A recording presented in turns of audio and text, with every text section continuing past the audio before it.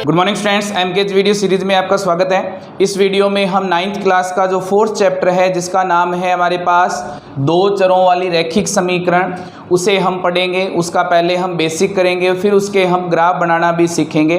तो सबसे पहले हमें इसके जो वर्ड हैं, जो हमें इसका नाम दिया है, उसे हमें समझना पड़ेगा। तो पहले हम पढ़ेंगे चर के बारे में। और चर के लिए हमें पता है ये एक राशि होती है और राशियां दो प्रकार की होती हैं। राशियां दो प्रकार की होती हैं। कौन कौन सी राशियां? पहली राशि होती है हमारे पास चर राशि और दूसरी राशि हमारे पास होती है अचर राशि। अब चर राशियां कौन सी होती हैं? चर राशियां वे राशियां होती हैं जिनका मान स्थिति के आधार पर बदलता रहता है। कहने का मतलब जिनका मान निश्चित नहीं होता, स्थिति के आधार पर बदलता रहे, उन्हें हम क्या कहते हैं? चर राशियां कहते हैं। और चर राशियों के जो उदाहरण हैं वो क्या हैं? A B C dash dash dash X Y और जेड, इनसे हम इन्हें दर्शाते हैं। तो इसके लिए अगर हम उदाहरण लें इसके, जैसे हमारे पास x + 2 है, इसके बराबर है 10, तो यहाँ से x का मान कितना आएगा? 8। अगर हमारे पास x + 5 है और बराबर में 10 है, तो हमने स्थिति चेंज की, 2 की जगह 5 कर दिया, तो यहाँ पे जो x का मान है वो कितना आ जाएगा? अब 5। इसका मतलब क्या है? ऐसी राशि जिसका मान स्थिति के आधार पर बदलता रहता है, उसे हम क्या कहते हैं? चर राशियां कहते हैं। और इन्हें प्रदर्शित करने का तरीका क्या होता है? A B C X Y और जेड। उसके बाद में अचर राशियां। अचर राशियां ऐसी राशियां होती हैं जिनका मान निश्चित होता है और स्थिति के आधार पर बदलता नहीं है। जैसे अगर हम उदाहरण लें तो यहाँ पे हमारे पास जो 10 है, 10 को हम किसी भी समीकरण में रखेंगे, उसका मान 10 ही रहेगा। 10 का मान ना तो 8 होगा ना ही 12 होगा, यानी कि कम और ज़्यादा मान नहीं होता है। किसी भी कंडीशन में अगर 10 को रखेंगे तो वो 10 रहेगा।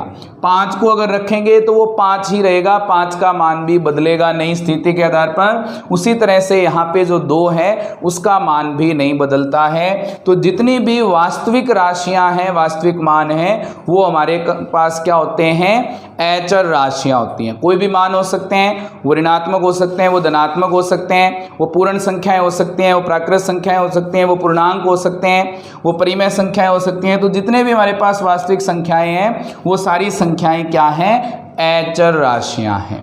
अब हमारे पास इसके साथ जब हम इन दोनों को एक साथ लिखते हैं तो तीसरा हमारे पास बनता है व्यंजक। अब ये व्यंजक क्या होता है? व्यंजक वो होता है जब हम चर और अचर राशि को एक साथ संयुक्त रूप में लिखें, तो वो क्या कहलाएगा? क्या बन जाएगा? वो बन जाएगा व्यंजक। जैसे हम उदाहरण लें इसके, जैसे हमारे पास है 2x, x + 5, जैसे हमारे पास है y/2, ये सारे क्या हैं? व्यंजक हैं। तो चर और अचर राशियों का जो संयुक्त रूप होता है उसे हम क्या कहते हैं? व्यंजक कहते हैं। अब व्यंजक के बाद हम पढ़ेंगे समीकरण के बारे में। तो समीकरण क्या होती है? अगर हम व्यंजक को, 2 या 2 से अधिक व्यंजकों को अगर हम बराबर का निशान लगा करके उसे दर्शाएं तो उसे हम क्या कहते हैं? समीकरण। जैसे हमारे पास दिया है 2x + 5 = 10 है, ये क्या है? एक समीकरण। तो व्यंजक 2 या 2 से अधिक व्यंजकों को अगर हम बराबर का निशान लिख करके दर्शाते हैं तो उसे हम क्या कहते हैं? समीकरण कहते हैं। समीकरण के बाईं तरफ वाला जो भाग है उसे हम कहते हैं बायां पक्ष, और दाईं तरफ वाला जो भाग होता है उसे हम कहते हैं दायां पक्ष। अब यहाँ से इसने कहा है समीकरण के साथ साथ 2 चरों वाली समीकरण। तो 2 चरों वाली का मतलब क्या है? यहाँ पर जो हम समीकरणें पढ़ेंगे वो सारी की सारी समीकरण किस में होंगी? 2 चरों में होंगी। कहने का मतलब x और y दोनों चर उसमें आएंगे। उसके बाद में इसने कहा है रैखिक समीकरण। रैखिक समीकरण का मतलब क्या होता है? रैखिक समीकरण वो समीकरणें होती हैं जिनमें चर की जो अधिकतम घात है वो 1 होती है। तो ऐसी समीकरण जिनमें चर की अधिकतम घात 1 हो उसे हम क्या कहेंगे, रैखिक समीकरण कहेंगे। और रैखिक समीकरण ही क्यों कहा इसको, क्योंकि जब हम इसका ग्राफ बनाते हैं, इस समीकरण का ग्राफीय निरूपण करते हैं, तो यहां से जो हमारे पास इसका ग्राफ आता है वो एक सरल रेखा आएगा, इसीलिए हम इसे क्या कहते हैं, रैखिक समीकरण कहते हैं। तो यहां पे हम पढ़ेंगे इस प्रश्नावली में दो चरों वाली रैखिक समीकरण के बारे में। और जो दो चरों वाली रैखिक समीकरण है उसका जो मानक रूप होता है वो होता है हमारे पास दो चरों वाली रैखिक समीकरण। इसका हमारे पास जो मानक रूप है या व्यापक रूप है वो क्या होता है, ax प्लस by प्लस सी बराबर 0। ये हमारे पास है दो चरों वाली रैखिक समीकरण युग्म का रैखिक समीकरण का मानक रूप। कहने का मतलब जो x का गुणांक होगा वो क्या होगा a, y का गुणांक होगा वो क्या होगा b, और जो हमारे पास अचर पद होगा वो किसका मान होगा, वो होगा हमारे पास c। तो हमें इन समीकरणों के बारे में पढ़ना है। 4.1 में हम इन्हीं समीकरणों को कुछ हम हल करेंगे। तो हम इसके साथ साथ हम इनके ग्राफ भी बना करके देखेंगे। तो हम स्टार्ट करते हैं 4.1 का पहला प्रश्न। 4.1 का जो पहला प्रश्न हमें दिया है, जो आपकी स्क्रीन पे आ रहा है, क्या कहा है इसने, एक नोटबुक की कीमत एक कलम की कीमत से 2 गुनी है। इस कथन को निरूपित करने के लिए दो चरों वाला एक रैखिक समीकरण लिखिए। तो हम इस अगर क्वेश्चन को ध्यान से पढ़ें तो इसने कहा है कि एक नोटबुक की कीमत एक कलम की कीमत से 2 गुनी है। तो किसकी कीमत पता हो तो हम दोनों की कीमत बता सकते हैं। इसमें हमारे पास अगर कलम की कीमत पता हो तो हम दोनों की कीमत बता देंगे। तो कलम की कीमत हम मान लेते हैं, माना कलम की कीमत कितनी है, x, और जो पुस्तक है या हमारे पास नोटबुक है उसकी कीमत कितनी है, नोटबुक की कीमत ये है हमारे पास y रुपए। अब यहाँ से हमारे पास जो इसने कहा है, क्या कहा है इसने, एक नोटबुक की जो कीमत है वो कलम की कीमत से 2 गुनी है। तो नोटबुक की कीमत कितनी है, प्रश्नानुसार नोटबुक की कीमत कितनी है y। ये क्या है, कलम की कीमत की 2 गुनी है। तो कलम की कीमत का अगर हम 2 गुना कर दें तो हमारे पास क्या आ जाएगा, इसके लिए ये नोटबुक की कीमत के बराबर आ जाएगा। तो क्या समीकरण बनेगी, y बराबर 2x, प्लस का y दूसरी साइड जाएगा, क्या हो जाएगा, माइनस का, और बराबर में क्या बच गया हमारे पास 0। तो ये हमारे पास दो चरों वाली रैखिक समीकरण बन गई है पहले प्रश्न के लिए। तो ये हमारा पहला प्रश्न पूरा हो गया। अब हम इसका दूसरा प्रश्न हल करेंगे और वो भी आपकी स्क्रीन पे आ रहा है। दूसरे प्रश्न में इसने कुछ पार्ट दिए हैं, कुछ समीकरणें दी हैं इसने, और इसने कहा है कि निम्नलिखित रैखिक समीकरणों को ax plus by plus c बराबर 0 के रूप में व्यक्त कीजिए, और व्यक्त करने के बाद प्रत्येक स्थिति में a, b और c के मान बताइए। तो हमें a, b और c के मान बताने हैं। तो हमारे पास जो समीकरणें हैं वो हमारे पास पहली समीकरण दी है इसने प्रश्न नंबर 2 के लिए। जो पहली समीकरण है हमारे पास वो है 2x प्लस 3y बराबर हमारे पास है 9.35 की बार। अब यहाँ से जो हमारे पास मान आया है 2x प्लस 3y बराबर 9.35 की बार, ये जो प्लस का मान है इस साइड आकर क्या हो जाएगा, माइनस का। तो क्या बन जाएगा, 2x प्लस 3y माइनस 9.35, इसकी बार बराबर में क्या बच गया, 0। अब ये जो समीकरण है वो ax plus by plus c के रूप में आ गई है। अब हमारे पास जो इसकी तुलना करेंगे तो मानक रूप से तुलना करने पर क्या बनेगा, मानक रूप क्या होता है, ax plus by plus c बराबर 0। तुलना करेंगे, x का गुणांक यहाँ पे a है, यहाँ पे x का गुणांक है 2, तो a का मान कितना आ गया हमारे पास 2। उसके बाद में हमारे पास है y का गुणांक यहाँ पे b और यहाँ y का गुणांक क्या है 3, तो y का मान कितना आ गया, b का मान कितना आ गया 3। उसके बाद में हमारे पास अचर पद है यहाँ पे c और इसके लिए अचर पद जो दिया है समीकरण में वो है -9.35 की बार। ये हमारे पास a b और c के मान आ गए हैं। तो हमारा इसका पहला पार्ट कंप्लीट हो गया। अब हम इसका दूसरा पार्ट करेंगे। दूसरे पार्ट में दिया है इसने x माइनस वाई बटा में 5 और -10, x माइनस वाई बटा में 5 -10 बराबर में हमारे पास है 0। अब यहाँ से इन्हें सही रूप में लाएं तो x का कोई गुणांक नहीं है तो यहाँ पे क्या लगा देंगे 1, माइनस वाई को यहाँ से अलग कर देंगे, क्या आ जाएगा 1/5, माइनस का है 10 और बराबर में हमारे पास 0 है। यहाँ से अगर तुलना करें, मानक रूप से तुलना करने पर क्या बनेगा, तुलना करेंगे तो x का गुणांक यहाँ पे 1 है और यहाँ पे x का गुणांक क्या होता है 1, तो a का मान कितना है 1। यहाँ पे y का गुणांक है माइनस का 1/5, यहाँ पे y का गुणांक क्या है b, तो b का मान कितना हो गया माइनस का 1/5। उसके बाद हमारे पास c का मान यहाँ पे क्या बनेगा, c का मान बन जाएगा माइनस का 10। तो हमारा जो दूसरा पार्ट है वो भी कंप्लीट हो गया। अब हम इसका अगला पार्ट करेंगे और अगले पार्ट में जो हमें समीकरण दी है वो समीकरण है हमारे पास -2x प्लस के 3y बराबर 6। तो तीसरा पार्ट है हमारे पास -2x प्लस 3y बराबर 6।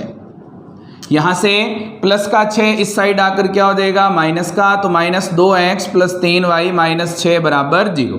अब यहाँ से अगर तुलना करेंगे तो तुलना करने पर क्या बनेगा, तुलना करने पर a का मान क्या आएगा, x का गुणांक क्या है माइनस का 2, b का मान क्या आएगा, y का गुणांक क्या है प्लस का 3, c का मान क्या आएगा अचर पद जो क्या है माइनस का 6। तो तीनों के मान आ गए। उसके बाद में हमारे पास है चौथा पार्ट। इसका चौथे पार्ट में दिया है x बराबर 3y, तो x बराबर 3y है, प्लस का 3y इधर आकर क्या हो जाएगा माइनस का 3y।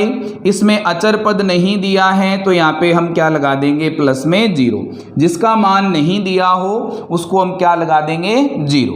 अब यहाँ से तुलना करेंगे तो तुलना करने पर क्या बनेगा, तुलना करने पर a का गुणांक क्या आएगा, यहाँ पे x का गुणांक कुछ नहीं है तो यहाँ पे क्या लगाएंगे 1, तो a का मान कितना है 1। उसके बाद में y का मान, y का गुणांक है -3, तो b का मान कितना आ जाएगा माइनस का 3, c का मान कितना है अचर पद कितना है 0। तो हमारा जो चौथा पार्ट है वो पूरा हो गया। अब हम इसका पांचवा पार्ट हल करेंगे। तो पांचवें पार्ट में जो हमें समीकरण दी है वो समीकरण है हमारे पास 2x बराबर -5y। तो पांचवें पार्ट में है 2x बराबर -5y। अब यहाँ से माइनस का 5y है, इस साइड आकर के प्लस का हो जाएगा, तो 2x प्लस 5y। अचर पद इसमें भी नहीं है तो यहाँ पे क्या लगा देंगे 0 और बराबर में क्या है 0। अब यहाँ से गुणांक देखें, तुलना करें तो तुलना करने पर हमारे पास जो मान आ रहा है a का वो कितना है 2, b का मान कितना है, y का गुणांक क्या है 5 और अचर पद क्या है 0, तो c का मान हो जाएगा 0। उसके बाद में हमारे पास है छठा पार्ट। छठे पार्ट में हमारे पास जो मान दिया है वो है 3x प्लस 2 बराबर 0। अब यहाँ से y नहीं दिया है तो जो मान नहीं दिया होता उसे हम क्या लिख देते हैं 0, तो क्या देगा 0y प्लस में 2 बराबर हमारे पास क्या आएगा 0। एक तुलना करेंगे तो a का मान क्या आएगा हमारे पास, a का मान हमारे पास आ जाएगा 3, a बराबर है 3। b का मान क्या आएगा, b का मान आ जाएगा 0, c का मान क्या आएगा अचर पद 2। तो ये हमारे पास a b और c के मान आ गए हैं। हमारा छठा पार्ट कंप्लीट हो गया। अब हम इसका सातवां पार्ट हल करेंगे। तो सातवें पार्ट में जो हमें समीकरण दी है वो क्या है हमारे पास, वो है y-2 बराबर 0। तो हमारे पास है y-2 बराबर 0। यहाँ पे x नहीं दिया हुआ है तो इसके लिए क्या लिख देंगे 0x प्लस y-2 बराबर 0। यहाँ से अगर हम तुलना करेंगे तो तुलना करने पर हमारे पास जो मान आएगा a का मान क्या आएगा 0, b का मान क्या आएगा 1, क्योंकि y का गुणांक कोई नहीं है तो b का मान कितना आ जाएगा 1, और c का मान अचर पद का मान कितना आ जाएगा -2। फिर हमारे पास 8वां जो पार्ट दिया है इसने, 8वें पार्ट में क्या कहा है 5 बराबर 2x, तो 5 बराबर है 2x, प्लस का 5 दूसरी साइड जाएगा, क्या हो जाएगा माइनस का, तो क्या आ जाएगा हमारे पास 2x - 5 बराबर 0। यहाँ पे y का मान नहीं दिया है तो y के लिए क्या लिख देंगे 0y - 5 बराबर 0। अब यहाँ से अगर हम देखें तो हमारे पास तुलना करें, तुलना करने पर a का मान क्या आएगा, तुलना करने पर a का मान आ जाएगा 2, b का मान कितना है y का गुणांक 0, और c का मान क्या है -5। तो हमारा जो 8वां पार्ट है वो कंप्लीट हो गया है। इसके साथ ही हमारा जो दूसरा प्रश्न है वो भी कंप्लीट हो गया और प्रश्नावली 4.1 भी कंप्लीट हो गई है। अब हम इसके लिए प्रश्नावली 4.2 को हल करेंगे। तो हमें 4.2 प्रश्नावली जो दी है उसमें हमें सीखना है कि हमारे पास जो समीकरण है दो चरों वाली रैखिक समीकरण, उसका हम हल किस प्रकार से निकालें। तो हमारे पास जो समीकरण का व्यापक रूप था वो क्या था हमारे पास, वो था ax + by + c बराबर 0। अब यहाँ से हम इसका हल अगर निकालना चाहें तो यहाँ पे किसी एक चर का हम रख लेंगे मान, दूसरे चर का मान वहाँ से हम निकाल लेंगे। तो इस तरह से हम x के अगर मान रखते हैं तो x के हम अपरिमित रूप से अनेक मान रख सकते हैं। इसलिए किसी भी रैखिक समीकरण के लिए हमारे पास अपरिमित रूप से अनेक हल होते हैं, कहने का मतलब अनंत हल होते हैं किसी भी दो चरों वाली रैखिक समीकरण के लिए। तो हमारे पास जो पहला प्रश्न दिया है जो कि आपकी स्क्रीन पे आ रहा है, क्या कहा है इसने, निम्नलिखित विकल्पों में से कौन सा विकल्प सत्य है और क्यों।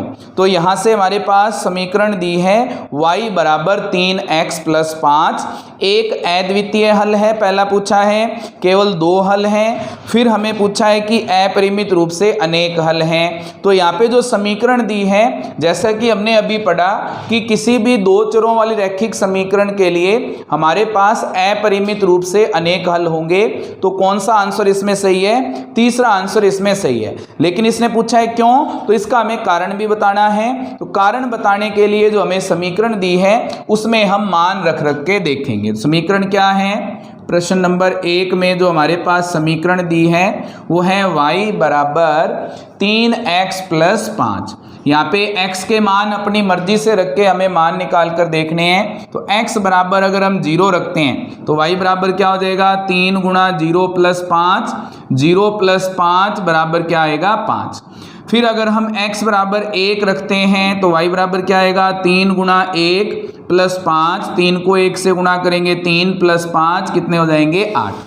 अगर हम x का मान रखते हैं 2 तो y का मान क्या आएगा 3 × 2 + 5 बराबर 6 + 5 कितने हो जाएंगे 11। इसी तरह से अगर हम कोई भी मान रखेंगे x का तो ये मान आते ही जाएंगे। तो पहले पार्ट में क्या था, केवल एक हल है तो वो गलत हो गया। फिर दूसरे पार्ट में था कि 2 हल हैं तो वो भी गलत हो गया। 3 हल आ रहे हैं इसके, और आगे भी मान रखेंगे तो और भी इसके हल आएंगे। इसलिए इसका जो पार्ट है वो कौन सा सही है, तीसरा पार्ट इसका सही है। तो लिख देंगे अतः इस समीकरण के अपरिमित रूप से अनेक हल हैं। तो हमारा जो पहला प्रश्न है वो पूरा हो गया है। अब अगला प्रश्न जो हमें दिया है, इसने कुछ समीकरणें दी हैं जो आपके स्क्रीन पे आ रही हैं। इसने कहा है कि जो निम्नलिखित समीकरणें हैं उन निम्नलिखित समीकरणों में से प्रत्येक समीकरण के 4-4 हल हमें ज्ञात करने हैं। तो पहली जो समीकरण दी है वो समीकरण है हमारे पास प्रश्न नंबर 2 का पहला पार्ट है। ये समीकरण दी है 2x + y बराबर 7। तो 2x + y बराबर 7। तो यहाँ पे हम किसी भी एक चर का मान रखते जाएंगे और दूसरे चर का मान निकाल लेंगे। तो यहाँ से प्लस का 2x है, दूसरी साइड जाकर क्या हो जाएगा माइनस का, तो क्या बनेगा 7 - 2x। यहाँ पे x बराबर अगर 0 रखते हैं तो y का मान क्या आ जाएगा 7 - 2 × 0, y बराबर आ जाएगा 7 - 0 बराबर 7। तो y का एक मान आ गया 7, x का मान 0 रखने पर x बराबर अगर हम रखते हैं 1 तो y बराबर क्या आएगा 7 माइनस 2 गुणा 1 कितना बनेगा 7 माइनस 2 बराबर 5। तो y का मान 1 क्या आ गया 5, x का मान 1 रखा तो x का मान 0 रखा था तो y का मान कितना आया था 7। अब अगर हम x का मान रख देते हैं यहाँ पे 2 तो क्या बनेगा y बराबर 7 माइनस 2 गुणा 2 कितने हो जाएंगे y बराबर 7 माइनस 4 कितने आ जाएंगे हमारे पास 3। तो y का मान है 3, x का मान 2 रखा तब। अगर हम x का मान रखते हैं 3 तो y का मान क्या आएगा y बराबर 7 माइनस 2 गुणा में 3 7 माइनस 6 कितने आ जाएंगे हमारे पास 1। तो y का मान क्या आ गया 1 और x का मान कितना था 3। तो हमें 4 मान निकालने के लिए कहा था तो चारों मान आ गए हैं। x का मान 0 है, y का मान क्या है 7। तो यहाँ पे लिख देंगे 2 चरों वाले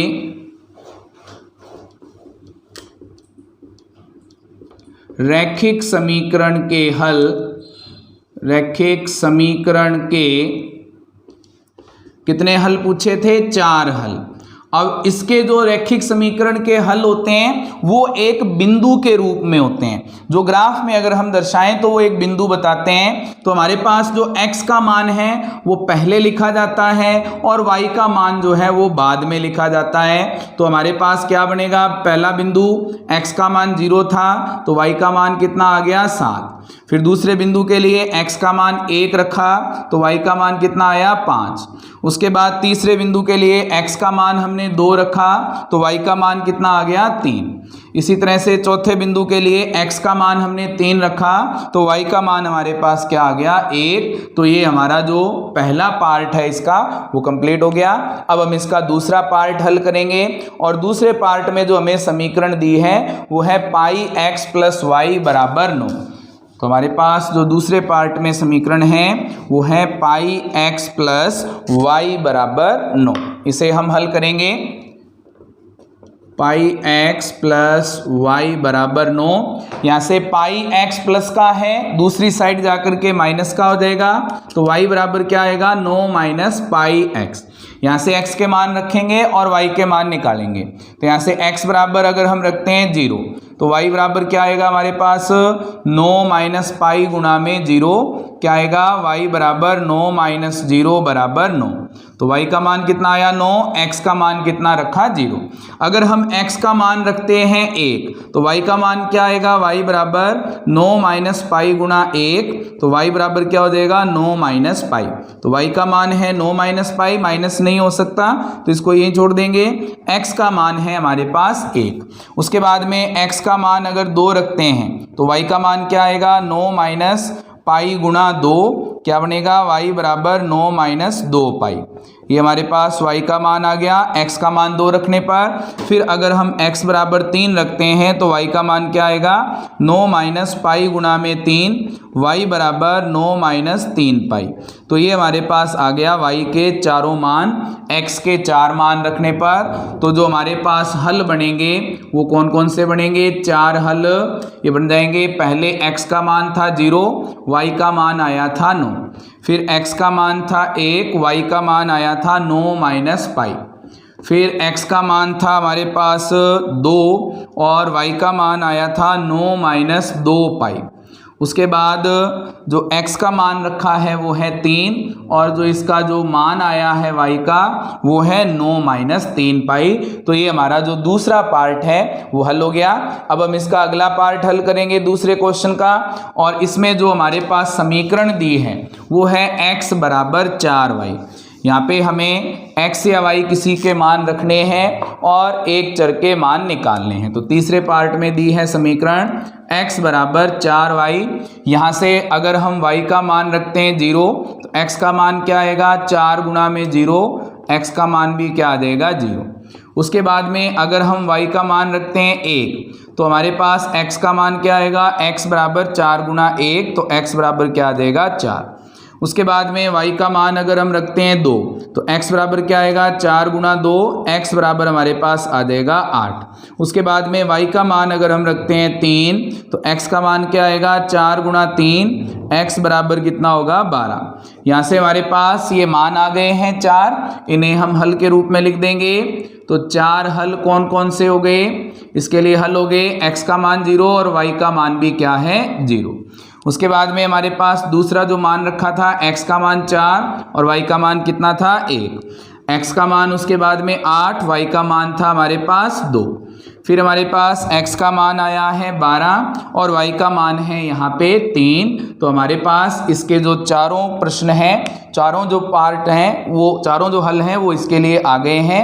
हमारा जो दूसरा प्रश्न है वो कंप्लीट हो गया। अब हम इसके लिए अगला प्रश्न हल करेंगे। तो अगला प्रश्न हम हल करेंगे। अगला प्रश्न आपकी स्क्रीन पे आ रहा है। तीसरा प्रश्न क्या दिया है इसने? बताइए कि निम्नलिखित हलों में कौन कौन समीकरण x - 2y = 4 के हल हैं और कौन कौन हल नहीं है। तो समीकरण हमें दी है इसने x - 2y बराबर है हमारे पास 4। तो इसके लिए कुछ पार्ट्स दिए हैं, हमें 5 पार्ट दिए हैं और इसमें एक एक हल दिया हुआ है। हमें ये चेक करना है कि समीकरण के इसमें से कौन से हल हैं और कौन से नहीं हैं। तो पहला पार्ट जो हमें दिया है उसमें हमारे पास है 0,2। 0,2 का मतलब क्या है? पहला मान है x का और दूसरा मान है y का।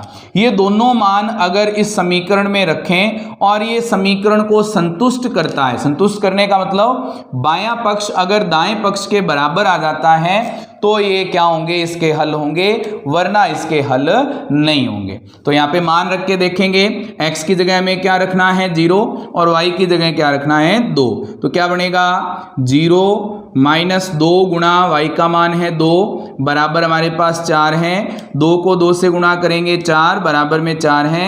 0 में से 4 घटेंगे -4 और ये हमारे पास बराबर कितना दिया हुआ है? 4। क्या ये दोनों बराबर होते हैं? बराबर नहीं होते। तो हम लिख देंगे कि यह समीकरण का हल नहीं है।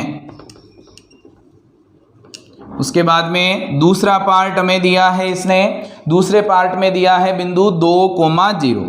तो 2,0 है हमारे पास। x का मान हमें 2 रखना है और y का मान रखना है 0। तो क्या बनेगा?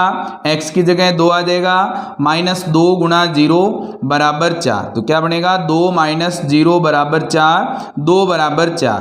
क्या ये दोनों बराबर होते हैं? ये बराबर नहीं होते। तो लिख देंगे यह समीकरण का हल नहीं है। तो हमारा जो दूसरा पार्ट है वो भी कंप्लीट हो गया। अब हम इसका तीसरा पार्ट करेंगे और तीसरे पार्ट में जो हमें बिंदु दिया है वो है हमारे पास 4,0। तो यहाँ से हमारे पास समीकरण था x - 2y = 4। इसमें हमें तीसरे पार्ट में जो मान दिया है वो रखना है 4,0। यहाँ से अगर हम मान रखेंगे तो x की जगह 4 आ जाएगा, -2 गुणा y का मान आ जाएगा 0 बराबर में हमारे पास है 4। तो 4 - 2 को 0 से गुणा करेंगे 0 बराबर 4, 4 - 0 4 बराबर 4। ये दोनों बराबर होते हैं। तो लिख देंगे यह समीकरण का हल है। तो हमारा जो तीसरा पार्ट है वो हल हो गया। अब हम इसका चौथा पार्ट हल करेंगे। चौथे पार्ट में जो हमें बिंदु दिया है वो है √2 और 4√2। अब यहाँ से x का मान रखना है √2 और y का मान रखना है 4√2। मान रखेंगे यहाँ पे x का मान है हमारे पास √2 - 2 गुणा 4√2 बराबर हमारे पास 4 है। √2 - 2 को 4 से गुणा करेंगे 8 √2 बराबर 4। 1 √2 में से 8 √2 घटेंगे, ये बच जाएंगे -7 √2 बराबर 4। क्या ये दोनों बराबर होते हैं? ये बराबर नहीं होते हैं। तो लिख देंगे यह समीकरण का हल नहीं है।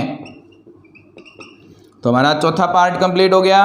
अब हम इसका लास्ट पार्ट करेंगे, पांचवा, जिसमें हमारे पास जो बिंदु दिया है वो है 1,1। तो पांचवें में हमारे पास x का मान भी 1 है और y का मान भी क्या है? 1 है। हल करेंगे 1 - 2 गुणा में 1 बराबर 4। क्या बनेगा? 1 - 2 बराबर 4, 1 में से 2 घटेंगे -1 बराबर 4। ये दोनों बराबर नहीं होते हैं। तो लिख देंगे यह समीकरण का हल नहीं है। तो हमारा जो तीसरा प्रश्न है वो पूरा हो गया है। अब हम इसका अगला प्रश्न करेंगे, चौथा प्रश्न। और चौथा प्रश्न भी आपकी स्क्रीन पे आ रहा है। क्या कहा है इसने?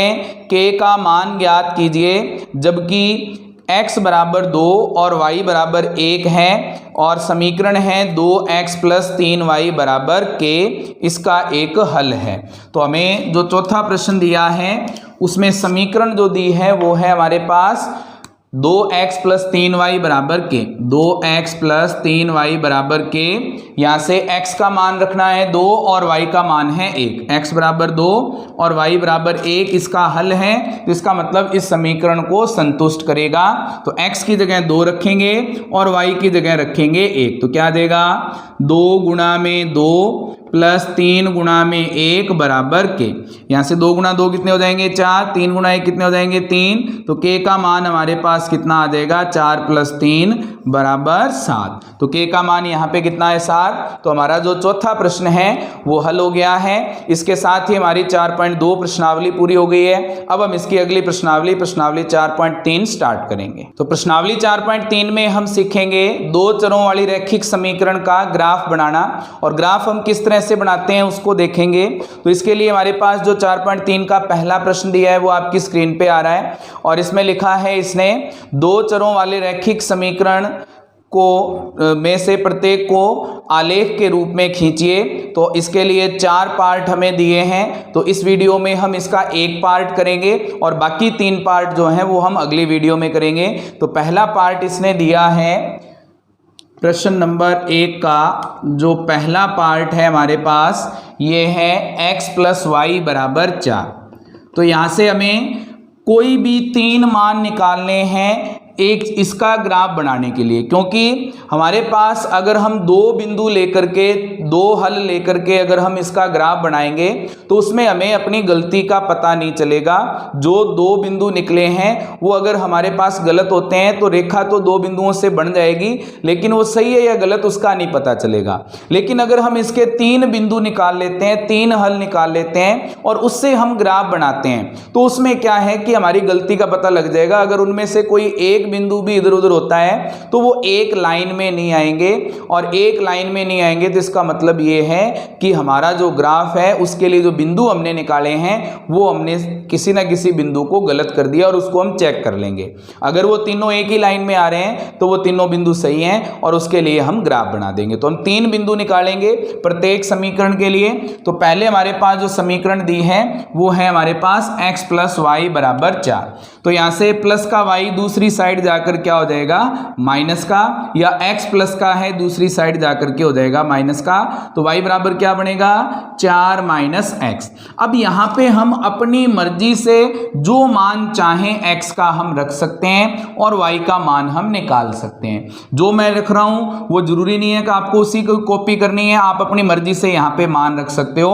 मैं जैसे मान रख रहा हूं x का मान मैं रख रहा हूं 1, तो y का मान क्या आएगा, y का मान आ जाएगा 4 - 1, y का मान आ जाएगा हमारे पास 3। तो पहला बिंदु बन गया। उसके बाद में x का मान मैं रख रहा हूं 3, तो y का मान क्या आएगा 4 - 3, यहाँ से 4 में से 3 घटेंगे कितने आ जाएंगे 1। तो x का मान 3 है और y का मान 1 है। फिर मैं x का मान रख रहा हूं 4, तो x का मान अगर मैं 4 रखूंगा तो y का मान क्या आएगा 4 - 4, तो y बराबर कितना हो जाएगा हमारे पास 0। तो हमारे पास x का मान 4 रखने पर y का मान क्या आ गया 0। अब यहाँ से हमारे पास जो मान आए हैं उन्हें हमें दर्शाना है सारणी में, और सारणी में जब हम इन्हें दर्शाएंगे तो 3 इसके खाने बनाएंगे, चौथा खाना इसके x और y के लिए। अब यहाँ पे हमने x का मान शुरुआत में कितना रखा था 1 और y का मान कितना आया था 3, तो x का मान 1 रखा है और y का मान आया है 3। उसके बाद में x का मान हमने 3 रखा और y का मान आया 1, x का मान 3 रखा और y का मान आया 1। उसके बाद x का मान 4 हमने रखा है और y का मान कितना आया है हमारे पास 0।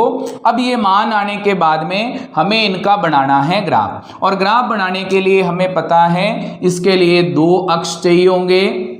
कौन कौन से अक्ष, ये अक्ष होते हैं हमारे पास x अक्ष और y अक्ष। तो हमने इसके दोनों अक्ष खींच लिए हैं। बीच में हमारे पास मूल बिंदु होता है जहां पर क्या होता है 0। ये हमारे पास है इसका x अक्ष, ये है y अक्ष, ये इसका ऋणात्मक जो मान है x का इसको हम बोलते हैं x डैश अक्ष, और इसको हम बोलते हैं y डैश अक्ष। अब इसमें मान रखने के लिए हमें इसका पैमाना मानना पड़ेगा, और पैमाना मानेंगे तो हमारे पास जो मान आए हैं उसके आधार पर हमें पैमाना मानना है। x अक्ष पर 1 सेंटीमीटर बराबर, x अक्ष के मान देखो कहाँ से कहाँ तक हैं। मिनिमम जो मान है, न्यूनतम जो मान है वो है 1 और अधिकतम जो मान है वो है 4। तो 1 से 4 तक हमें पहुंचना है। अगर हम यहाँ पे 1-1 का अंतर लेते हैं तो हमें 4 तक पहुंचने के लिए 4 खाने चाहिए होंगे, और जो आसानी से हमारे पास ग्राफ में बन जाते हैं। तो यहाँ पे क्या आ जाएगा, 1 इकाई। उसके बाद में y अक्ष पर 1 सेंटीमीटर बराबर, y के लिए अगर हम मान देखें तो न्यूनतम है इसमें 0 और अधिकतम है 3। तो 0 से 3 तक पहुंचना है तो 3 खाने चाहिए होंगे, और 3 खाने बढ़ना आसान है तो इसके लिए भी हम क्या ले लेंगे, अंतर 1 इकाई का।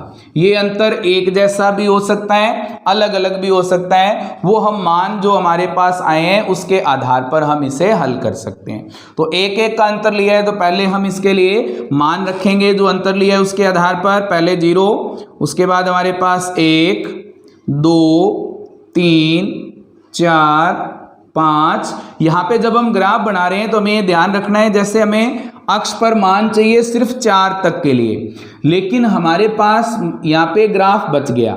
इस ग्राफ को या तो मिटा करके छोटा कर दो या इस पे मान रख दो, हमें पता है नहीं चाहिए, लेकिन इसे हमें खाली नहीं छोड़ना है। अगर खाली छोड़ेंगे तो ये गलत होता है, तो यहाँ से हमें खाली नहीं छोड़ना है, इसके मान रखने हैं आगे।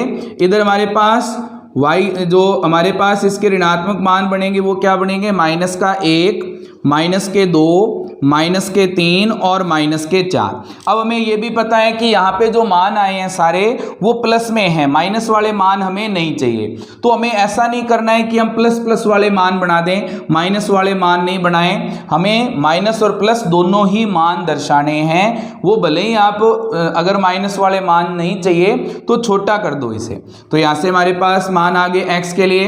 y के लिए जो अंतर लिया है वो क्या है, 1-1 का। तो क्या बन जाएगा यहाँ पे, 1, 2, 3, 4 और यहाँ पे आ जाएगा हमारे पास 5।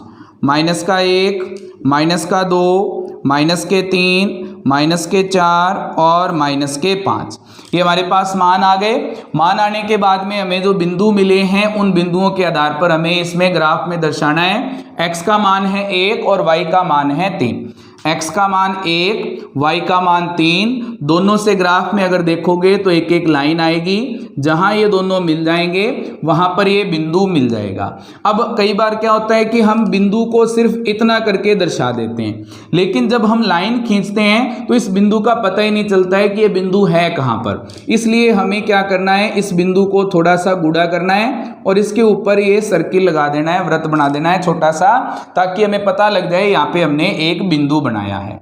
फिर x का मान है 3 और y का मान है 1। x का मान 3 और y का मान 1, दोनों जहां पर मिलेंगे वहां पर हमारे पास बिंदु बन जाएगा। उसके बाद x का मान है 4 और y का मान है 0। x का मान 4 और y का मान 0। जिसका मान 0 हो उसे देखने की जरूरत नहीं होती है, सिर्फ हम x का मान लेंगे। x का मान हमारे पास क्या आ गया, 4। ये हमारे पास तीनों बिंदु बन गए हैं। जब हम स्केल से देखेंगे तो ये तीनों एक ही रेखा में आएंगे। अगर हमारे पास ये 2 ही बिंदु होते तो हम इनकी गलती का पता नहीं लगा पाते। ये तीनों बिंदु सही हैं, एक ही रेखा में आ रहे हैं क्योंकि, तो ये हमारे पास इसके लिए ग्राफ बन गया। अब इस ग्राफ को यही नहीं छोड़ना है, हमें क्या करना है, इन बिंदुओं के निर्देशांक भी दर्शाने हैं। तो निर्देशांक क्या क्या है, निर्देशांक दर्शाने के लिए यहाँ पे x का मान क्या है, 1 और y का मान है 3। यहाँ पे x का मान है 3 और y का मान है 1। यहाँ पे x का मान है 4 और y का मान है 0। तीनों निर्देशांक दर्शा दिए। अब ये ग्राफ बनाया कौन सी समीकरण के लिए है, वो समीकरण भी इस पे हमें दर्शानी है। तो समीकरण क्या थी, x + y = 4। तो यहाँ पे ये जो ग्राफ है वो समीकरण है उसके लिए x + y = 4। तो इस समीकरण के लिए हमने ये ग्राफ बनाया है। जब हम ये लाइन खींचेंगे तो ये ध्यान रखना है, दोनों तरफ ये तीर का निशान दर्शाना जरूरी होता है। इसका मतलब क्या होता है कि लाइन लाइन यहाँ पर ख़त्म नहीं हुई है, ये आगे भी लाइन जाएगी। इसके लिए हमने जो समीकरण दी थी उसकी लाइन आगे भी लंबी जाएगी और भी इसके हल होंगे, लेकिन हमने यहाँ तक करके छोड़ दिया और तीर का निशान दर्शा दिया ताकि ये आगे बढ़ पाए। तो ये हमारा जो पहला पार्ट था वो कंप्लीट हो गया है। इसके जो आगे वाले पार्ट हैं वो हम अगली वीडियो में करेंगे और उम्मीद करते हैं कि ये वीडियो आपको पसंद आई होगी। फिर भी आपको कोई प्रॉब्लम है तो आप चैट बॉक्स में लिख करके बता सकते हैं ताकि आपकी प्रॉब्लम को सॉल्व किया जा सके। Thank you students.